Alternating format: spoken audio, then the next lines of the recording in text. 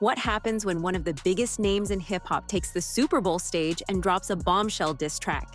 Chaos, drama, and a stadium full of screaming fans.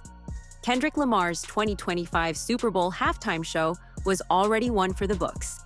But when he performed Not Like Us, his infamous Drake diss, it sent shockwaves through the crowd and the internet. Let's break it all down. Kendrick Lamar's halftime show at the Caesars Superdome in New Orleans was nothing short of epic. The stage was designed to look like a giant PlayStation controller, and the rapper kicked things off in style, perched on top of a Buick GNX. Dressed in a blue leather jacket with PG Lang blazing on the back, Kendrick launched into a high-energy set that included fan favorites like Humble, DNA, and Euphoria. But the moment everyone was waiting for? When he teased, Not Like Us. With a sly grin, Kendrick said, "I want to perform their favorite song, but you know they love the Sue." The crowd erupted as he dove into the track, which has been at the center of his feud with Drake. While he didn't directly call out Drake by name, the message was clear, and the stadium sang along to every word. This performance wasn't just about the music, it was the culmination of a year-long rap battle that divided fans and artists alike. Kendrick's Not Like Us became an anthem in 2024, breaking streaming records and spending weeks at the top of the Billboard Hot 100. The track was a direct response to Drake, and its success solidified Kendrick's dominance in the rap game. But the drama didn't stop there. Kendrick's selection as the Super Bowl headliner sparked controversy, especially in New Orleans, Lil Wayne's hometown. Many fans and artists, including Nicki Minaj and Birdman, felt Wayne deserved the spot. Wayne himself expressed his disappointment, saying, "It hurt a lot. I blame myself for not being mentally prepared for a letdown." Kendrick addressed the tension on his surprise album, GNX, rapping, "I used to bump the Carter 3. I held my Roy chain proud. The irony? I think my hard work let Lil Wayne down." Wayne later responded on social media, hinting at a possible diss, but ultimately choosing to keep the peace. The fallout from Kendrick Lamar's Super Bowl halftime show was immediate and far-reaching. Social media exploded with reactions, memes, and hot takes as fans and critics alike dissected every moment of the performance. The internet was divided into two camps: those who hailed Kendrick as a genius for his bold move, and those who felt he had crossed a line by using such a massive platform to reignite his feud with Drake. Twitter, Instagram, and TikTok were flooded with clips of the performance, with hashtags like #NotLikeUs, Dr. Kendrick Halftime, and Part Drake vs. Kendrick trending worldwide. Fans of both artists sparred in the comments, with Drake's supporters accusing Kendrick of being petty, and Kendrick's fans defending the move as a masterstroke of hip-hop strategy. Even celebrities weighed in, with some praising Kendrick's audacity and others questioning the appropriateness of using the Super Bowl stage for personal beef. Drake, for his part, remained uncharacteristically silent in the immediate aftermath of the performance. The Canadian rapper, known for his quick wit and social media clapbacks, posted a cryptic Instagram story featuring a photo of a chessboard, with the caption, "Patience is a virtue." Fans speculated that this was a subtle nod to his long-term strategy in the ongoing feud, but others interpreted it as a sign that he was biding his time before responding. Meanwhile, Kendrick's team capitalized on the momentum by dropping exclusive merchandise tied to the halftime show. The limited edition collection, which included t-shirts, hoodies, and hats, featuring the PlayStation controller stage design and lyrics from Not Like Us, sold out within hours. The rapper also announced a surprise pop-up shop in New Orleans, drawing thousands of fans who lined up for blocks to get their hands on the coveted items. The media frenzy surrounding the halftime show extended beyond the music world.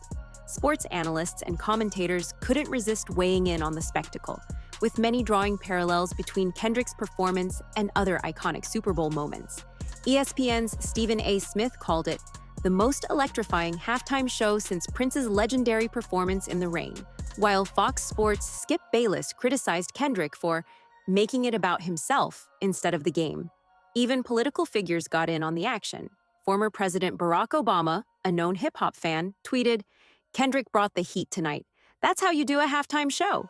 Meanwhile, conservative pundits accused the rapper of promoting divisiveness and questioned the NFL's decision to book him in the first place. The debate spilled over into mainstream news outlets, with segments on CNN, Fox News, and MSNBC dissecting the cultural significance of Kendrick's performance. As the dust began to settle, the focus shifted to the impact of the halftime show on Kendrick's career.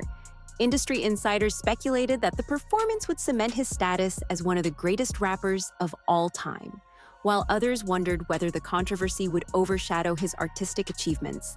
Streaming numbers for Not Like Us skyrocketed in the days following the Super Bowl, with the track breaking its own record for the most streams in a single day. Kendrick's back catalog also saw a significant boost, with albums like Good Kid, M.A. City, and Damn climbing the charts once again. But the real question on everyone's mind was, how would Drake respond? The Toronto rapper had been relatively quiet since the release of Not Like Us, but fans were convinced that he was preparing a counterattack. Rumors swirled about a surprise album or diss track, with some even suggesting that Drake might drop new music during his own upcoming tour. The anticipation reached a fever pitch when a snippet of what appeared to be a new Drake song leaked online, featuring lyrics that seemed to take aim at Kendrick. However, the authenticity of the leak was never confirmed, leaving fans to speculate about what might come next. In the weeks following the Super Bowl, the feud between Kendrick and Drake continued to dominate headlines. Both artists dropped subtle hints in interviews and on social media, keeping the tension alive without escalating it further. Kendrick's camp remained tight-lipped about his next move, while Drake's team teased big things on the horizon. The rivalry, which had already produced some of the most memorable moments in recent hip-hop history, showed no signs of slowing down. As the world waited for the next chapter in the Kendrick-Drake saga, the broader implications of their feud began to emerge. The rivalry had sparked a larger conversation about the state of hip-hop and the role of competition in the genre. Many fans and critics argued that the feud was a healthy expression of the competitive spirit that has always been at the heart of rap music. Others, however, expressed concern that the personal nature of the beef was taking things too far. The debate was fueled by a series of think pieces and op-eds published in the wake of Kendrick's halftime show. In a widely shared article for the New York Times, journalist John Karamanika wrote, "Kendrick Lamar's Super Bowl performance was a reminder that hip-hop thrives on conflict. But at what point does the art of the diss track become a liability for the genre?" Meanwhile, Rolling Stone published a piece titled "The Kendrick-Drake Feud," a masterclass in modern rap warfare, which praised both artists for their lyrical prowess and strategic maneuvering. The feud also had a significant impact on the music industry as a whole. Streaming platforms reported a surge in hip-hop listenership, with playlists dedicated to diss tracks and rap battles seeing a dramatic increase in engagement. Record labels scrambled to sign up-and-coming artists who could capitalize on the renewed interest in competitive rap, while established stars like J. Cole and Travis Scott found themselves drawn into the conversation as fans speculated about where their allegiances lay. Amid the chaos, Kendrick and Drake continued to dominate the charts. Kendrick's surprise album, GNX, which dropped just days after the Super Bowl, debuted at #1 on the Billboard 200 and received widespread critical acclaim.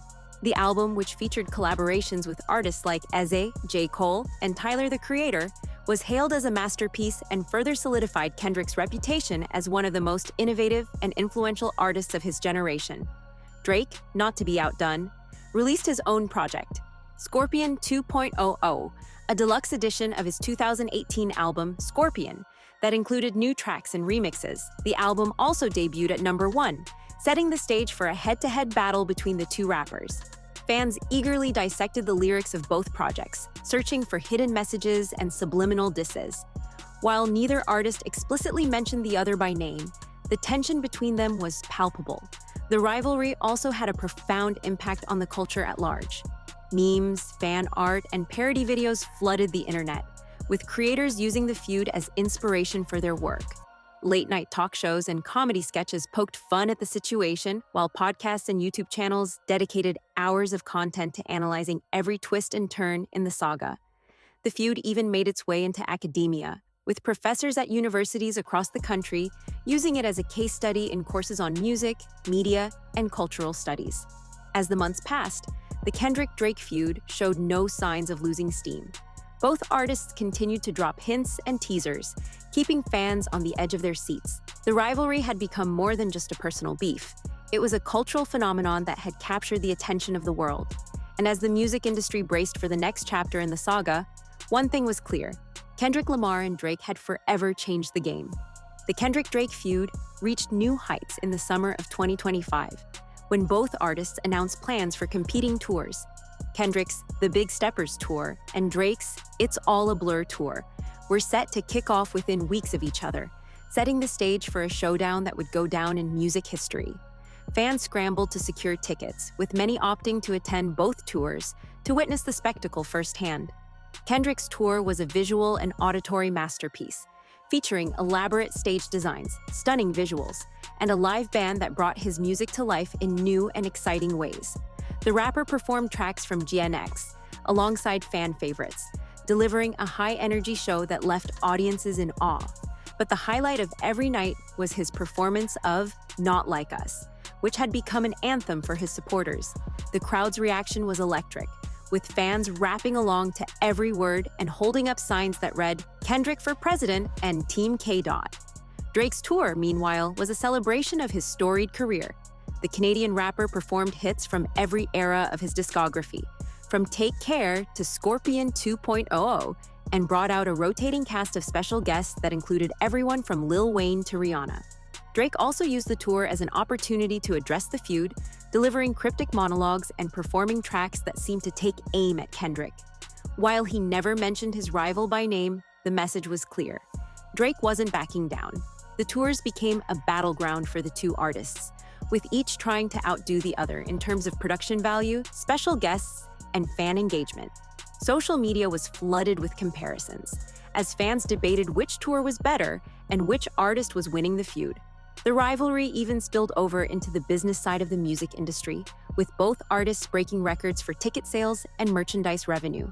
As the tours progressed, the feud began to take on a life of its own. Fans started organizing meetups and watch parties, where they could discuss the latest developments and share their theories about what might happen next.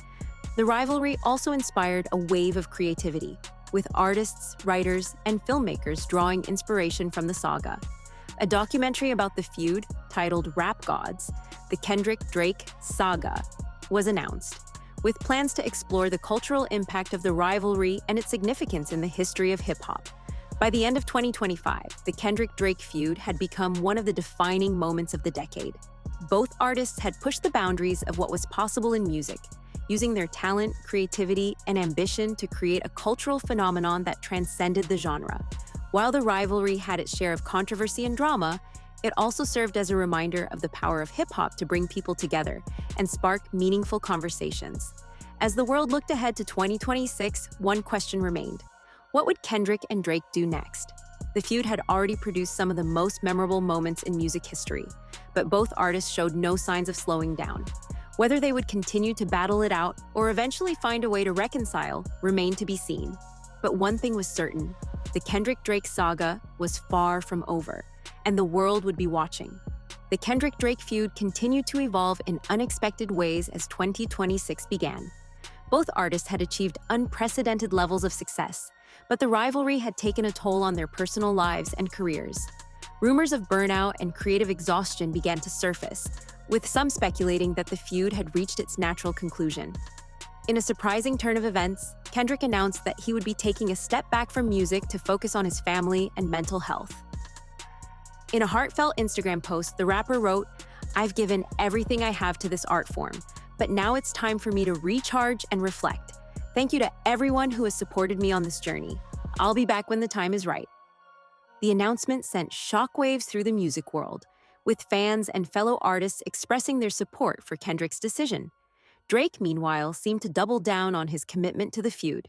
The Canadian rapper released a surprise EP titled The Calm Before the Storm, which featured tracks that many interpreted as direct responses to Kendrick's hiatus. In one particularly pointed lyric, Drake rapped, "You can run, but you can't hide. The crown is mine, and I'm here to stay."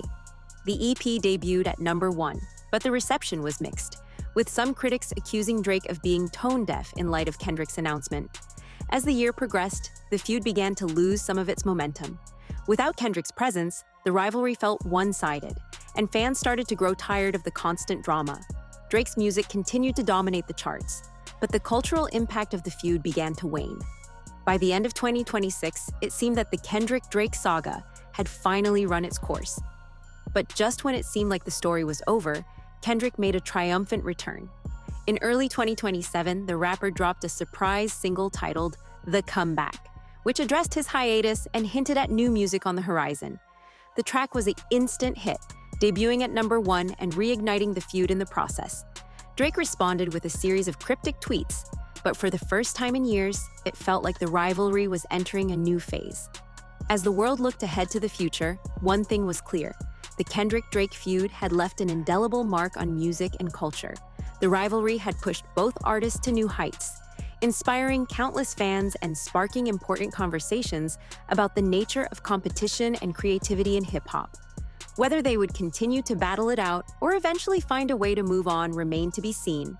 But one thing was certain: the Kendrick-Drake saga would be remembered as one of the greatest stories in the history of music. Despite the controversy, Kendrick's performance was a masterclass in storytelling and showmanship. He brought out special guest SZA for a stunning rendition of All the Stars, and the show ended with the stand spelling out "Game Over," a fitting conclusion to a performance that felt like the final word in his feud with Drake. What did you think of Kendrick's Super Bowl halftime show? Was it the perfect way to end his feud with Drake, or do you think Lil Wayne should have been the headliner? Let us know in the comments below. Don't forget to like, subscribe, and hit that notification bell for more breaking celebrity news and updates. This is one story you don't want to miss.